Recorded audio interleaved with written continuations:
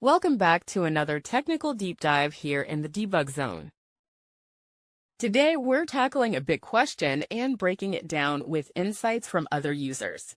Hopefully, this clears up some misconceptions and helps you get the answer you need. So, buckle up, stay a little curious, and let's jump right in.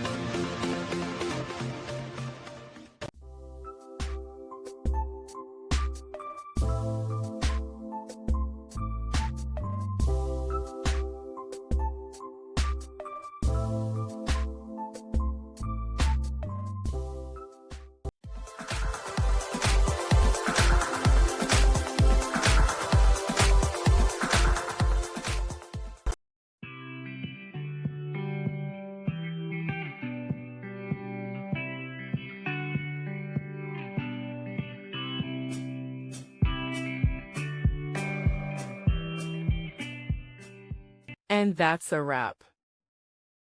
I hope you found the answer you were looking for. If you did, take a second to hit that subscribe button. It really helps out.